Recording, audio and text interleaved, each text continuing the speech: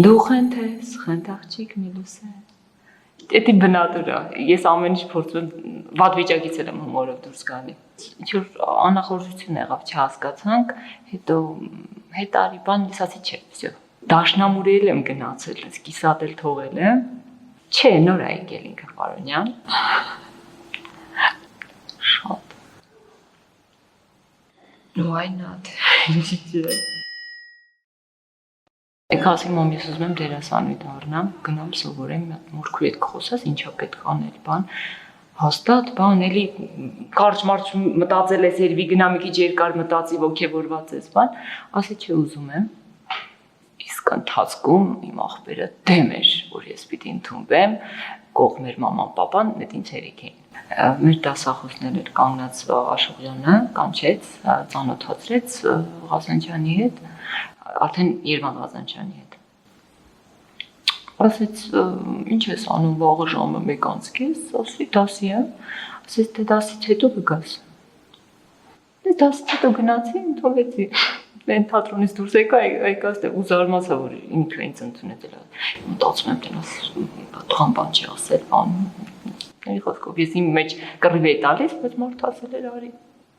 Ես որ ընդունվեցի, երիտասարդներ քիչ կային, գրեթե չկային։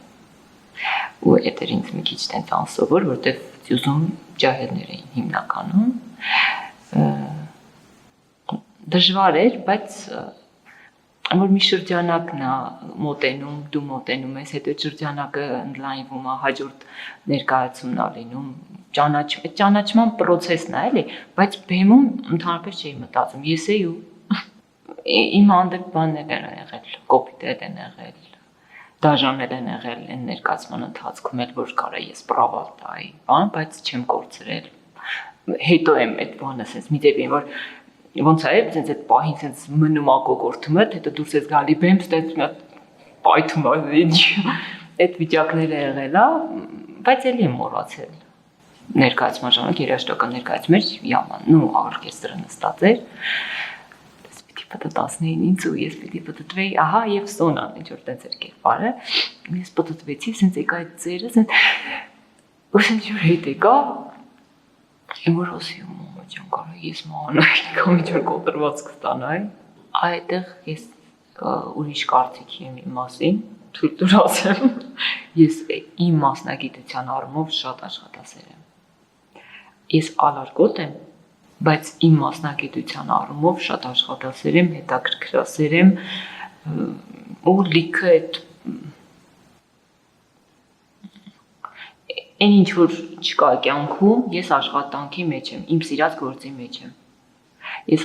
կյանքում եմ ազատ, բայց այդ բեմի այդ ազատությունը իմ ոչ մի բանի հետ չեմ փոխի, չեմ համեմատի, այ կարող է կյանքում այդ աստիճան ազատ չլինեմ, ոնց որ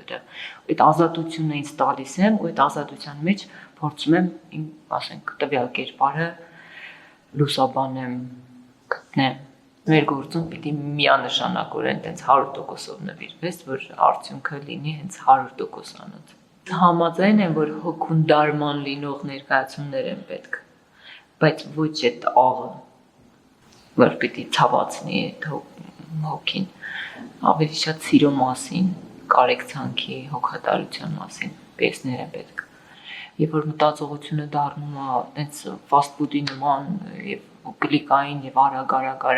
բան, դրա մեջ չի կարող արվեստ լինի։ Չես կարող դու գոհացնես կոպիտ ասած այդ մարդուն։ Ուզես էլ չես կարող։ Դրա համար դու պիտի լինես քո գործի վարպետը, դու քո անելիքը մաքսիմում պիտի անես, անողներ պիտի անի, ներդնողներ պիտի ներդնի, ազնիվ լինես, մոշնի լինես ու այդտեղ արդեն կգտնի, բայց մեծ առումով պետք չի ընկնել այդ ամեն ինչի հետևից։ Բայց ինձ թվում է, որ եթե ես լինեի տաղանդավոր ես էլ կլինեի անհասանելի, որտեղ ես ինտերվյուներ չեմ սիրում։ Որտեղ իրանից ենթադրելի է, որ պիտի անկեղծ անես, ես չեմ սիրում անկեղծ անել։